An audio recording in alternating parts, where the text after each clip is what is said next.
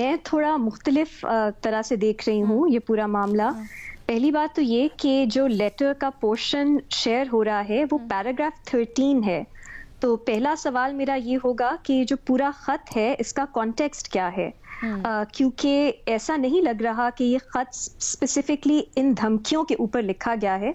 ایسا لگ رہا ہے کہ پہلے 12 پیراگرافس میں کوئی اور چیز ہوگی جس پہ تفصیل سے بات کی گئی ہوگی, اور یہ ایک کامنٹ لگ رہا ہے ایک مختلف پیراگراف کا جس کا فوکس وہ ملیشیس کیمپین ہے جو سوشل میڈیا پہ جسٹس ستار کے خلاف چلایا جا رہا ہے. تو مجھے تو ایسا لگ رہا ہے کہ اس لیٹر کا اگین یہ اسپیکولیشن ہے, بٹ یہ پیراگراف پڑھ کے مجھے ایسا لگ رہا ہے کہ شاید یہ لیٹر اس سوشل میڈیا کیمپین کے بارے میں ہو. دوسرا سوال میرا یہ ہے کہ یہ کس کانٹیکسٹ میں لکھا گیا. کیا یہ وہ لیٹر تو نہیں ہے جس کی بیسس پہ اسلام آباد ہائی کورٹ نے کنٹیمپٹ آف کورٹ پروسیڈنگز شروع کی ہیں, مختلف انسٹیٹیوشنز ایجنسیز کو پارٹی بنایا ہے, اس میں رسپونڈنٹس بنایا ہے. کیا یہ وہ خط تو نہیں ہے؟ کیونکہ اگر وہ خط ہے تو پھر سمجھ آتا ہے کہ جسٹس ستار نے پورا تفصیل سے لکھا ہوگا کہ ان کی پرائیویٹ ڈیٹا جو ہے وہ کس طرح لیک کی گئی, اور کس طرح یہ ان کی نظر میں جو عدالتی کارروائی ہے اس کو انفلوئنس کرنے کا لگ رہا ہے انہیں ایک طریقہ ہے.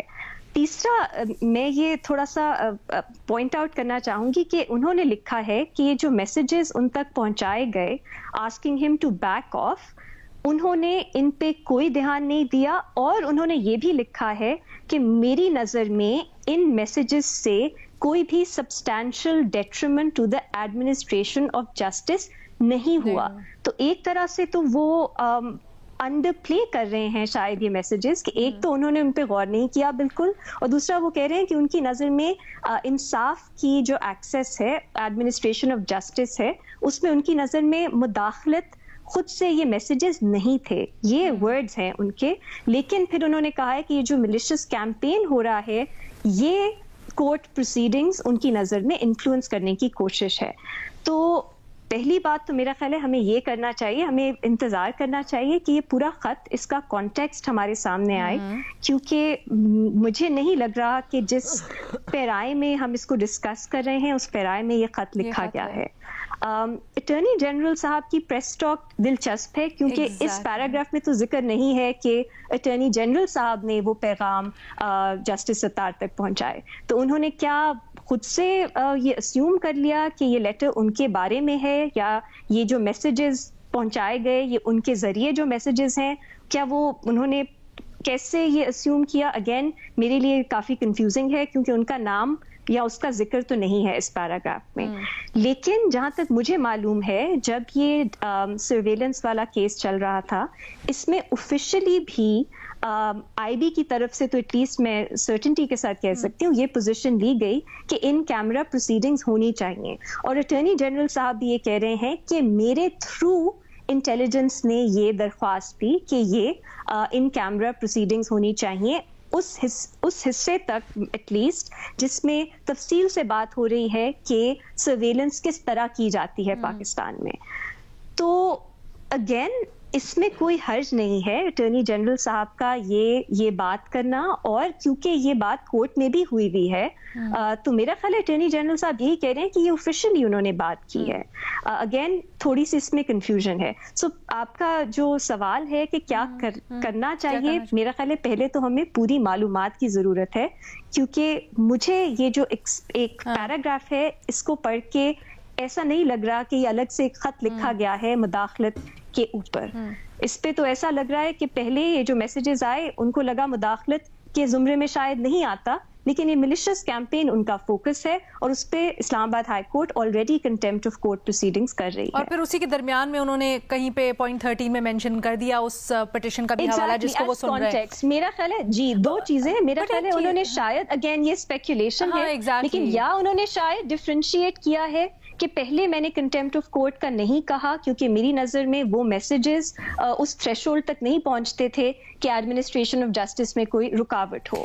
दूसरा ये हो सकता है कि वो एक मोटिवेशन दे रहे हैं कि पहले भी मुझे मैसेजेस शायद भेजे गए थे और अभी ऑनलाइन कैंपेन हो रहा है तो शायद इनका कोई लिंक है। अगेन अलीना, ये प्योरली स्पेक्यूलेशन है और मैं काफी अनकंफर्टेबल होती हूँ इतना स्पेक्यूलेट करने में, क्योंकि एक लेटर जिसका कोई डेट नहीं है, हमें मालूम नहीं है ये कब लिखा गया और लेटर भी नहीं है पूरा, सिर्फ एक पैराग्राफ और लेटर भी नहीं है, एक पैराग्राफ पे हम इतनी बड़ी बात। लेकिन मेरा एक सवाल है, हम लोग तो यकीनन इसके ऊपर सवाल उठा रहे हैं बिकॉज हम सहाफी हैं, मुख्तलिफ पहलुओं से इसको डिस्कस कर रहे हैं, लेकिन अटॉर्नी जनरल साहब ने जो इसके ऊपर वजाहत दी, प्रेस कॉन्फ्रेंस की, फिर वजीर कानून वजीर इत्तलात ने इसके ऊपर आकर पैगाम दिया, क्या आपको लगता है उसमें थोड़ी जल्दबाजी हो गई? फिर अलीना, वजीर कानून की प्रेस टॉक ऑनेस्टली मैंने नहीं सुनी, अटॉर्नी जनरल साहब की मैंने सुनी। उसमें वो बात कर रहे थे कि मीडिया पे जिस तरह कवर हो रहा है ये खत, उसमें वो कॉन्टेक्स्ट देना चाह रहे थे कि अगेन स्पेक्यूलेशन है कि उन्होंने ये पैगाम पहुंचाया। अब मैं श्योर नहीं हूं कि उन्होंने ऑफिशियल कैपेसिटी में पहुंचाया या प्राइवेट कैपेसिटी में पहुंचाया, ऐसा मुझे तो लग रहा था वो ऑफिशियल कैपेसिटी की बात करें। वो कह रहे हैं कि यही तरीका होता है कि इंटेलिजेंस एजेंसीज जो है हमारे थ्रू अटॉर्नी जनरल के थ्रू ही बात करती हैं। दूसरा, अगेन कोर्ट में ये आईबी ने खुद से भी ये बात की हुई है, तो ये तो ढकी छुपी बात नहीं है। तो शायद वो जो सोशल मीडिया पे इस पे और अब मीडिया पे बात हो रही है वो उस कॉन्टेक्स्ट में कह रहे थे कि आप इसमें उनकी वजाहत को भी इंक्लूड करें, क्योंकि अगेन सोशल मीडिया पे इसको बिल्कुल एक मुख्तलिफ एंगल दिया जा रहा है। बट अगेन मेरे लिए कंफ्यूजिंग बात इसलिए है क्योंकि जो पैराग्राफ लीक हुआ है इसमें अटॉर्नी जनरल साहब का तो नाम नहीं है, तो उन्होंने खुद से ये अज्यूम किया कि वो मैसेजेस शायद उनकी तरफ सिक्योरिटी एस्टैब्लिशमेंट के टॉप ऑफिशियल्स के बिहाफ पर, यानी उनके हवाले से या उनकी मुनासबत से किसी ने पैगाम। दो तीन मुख्तलिफ तरह से आप इस तजवीज़ को देख सकते हैं। पहली तो ये कि ये पार्लियामेंट में हमारी इस तरह की बहुत सी तकारीर होती हैं और उनको एज स्पीचेस ही लेना चाहिए, अक्सर उनका कोई प्रैक्टिकल इम्प्लीमेंटेशन हम उनकी नहीं देखते और ना ही उसका मकसद ये होता है। तो एक तो आप इसको purely as a rhetorical device देख सकते हैं कि हमारे पॉलिटिशियंस इस्तेमाल करते हैं। दूसरा ये कि अगर आपने कुछ माजी के साथ, मेरा ख्याल है इसमें कोई हर्ज नहीं है कि हमारे माजी का एक बहुत स्याह ये हिस्सा है कि हमारे मुल्क में बार बार मिलिट्री डिक्टेटर्स आए, यहाँ पे कूज हुए और यहाँ कॉन्स्टिट्यूशन को बिल्कुल सस्पेंड कर दिया गया, उसको एब्रोगेट कर दिया गया। तो इस पे बार बार बात करना और इस पे इसको कंडेम करना मेरा ख्याल है अच्छी चीज़ है। आप तो मैं तो इसको सपोर्ट करती हूँ कि आप कंडेम करें, आप बार बार उसकी बात करें, इसमें कोई हर्ज नहीं है। लेकिन ये कहना कि आप कब्र खोद के लोगों को सजाएं दें, फांसी चढ़ाएं, इसको मैं सपोर्ट नहीं करती। ये इसके बहुत ज़्यादा लिटरली अगर हम लें, रिटोरिकली नहीं लिटरली, तो ये बहुत ज़्यादा इसमें आपके हर्डल्स होंगे और मॉरली भी मेरा ख्याल है मेक्स नो सेंस कि आपने कब्र खोद के किसी को फांसी देनी है। लेकिन अगेन रिटोरिकली ठीक है और माजी को बार बार रिमाइंड करना कोई हर्ज नहीं है, ताकि आप फ्यूचर में उस तरह के जो अमल है उनके सपोर्टर्स ना बने। तीसरी बात आखिरी कि ये बहुत अहम चीज़ है कि जो उमर अयूब साहब हैं उनको मेरा ख्याल है इतना सेंसिटिव या डिफेंसिव नहीं होना चाहिए इस चीज़ पे। अयूब खान के जो भी उन्होंने किया वो डिस्टेंस कर लें उसके साथ। आई मीन इसमें तो कोई दो राय है ही नहीं कि अयूब खान एक मिलिट्री डिक्टेटर थे, एक यूसर्पर थे, उन्होंने अनकॉन्स्टिट्यूशनल रूल था, अगर आप प्योरली कॉन्स्टिट्यूशनल टर्म्स में देखें तो उनका था। और सुप्रीम कोर्ट ने भी बाद में जाकर लेकिन रिकग्नाइज किया है कि गलती हुई सुप्रीम कोर्ट से जो वो लेजिटिमेसी देते रहे मार्शल लॉ को। तो मेरा ख्याल है ये तो क्लियर है। तो इस मामले पे इतना सेंसिटिव होना और इतना डिफेंसिव होना मुझे समझ नहीं आती।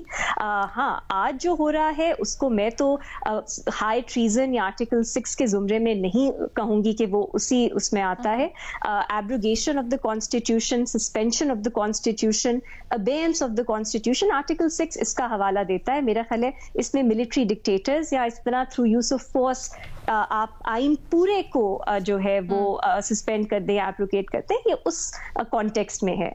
आइन तोड़ना, इसको हमने सुप्रीम कोर्ट की जजमेंट्स में भी देखा है, लिखा गया है कि अनकॉन्स्टिट्यूशनल एक्ट जो होता है उस पर आप टॉर्ट का इस्तेमाल कर सकते हैं और मजीद शायद कानून साजी हो सकती है कि कोई अगर आइन की स्पेसिफिक प्रोविजन तोड़े तो क्या सजा होनी चाहिए। लेकिन इन सब चीजों को एक ही बना देना کہ آج جو ہو رہا ہے وہ بھی سنگین غداری ہے. ملٹری ڈکٹیٹرز بھی سنگین غداری کرتے تھے. جو عمران خان صاحب اور سب نے انہوں نے vote of no confidence block کرنے کی کیا, وہ بھی سنگین غداری ہے. یہ چیزوں کو بہت کنفیوز کر دیتا ہے. پاکستان میں لیئرز ہیں, ہائبرڈ نظام ایک مختلف چیز ہے اور ملٹری ڈکٹیٹرشپس مختلف چیزیں ہیں. تو میرا خیال ہے ان کی گریوٹی میں فرق ہے اور ہمارا آئین بھی تفریق کرتا ہے. اس کو دیکھنا چاہیے. لیکن اگین ریٹورکلی علینا سی باتیں ہوتی ہیں.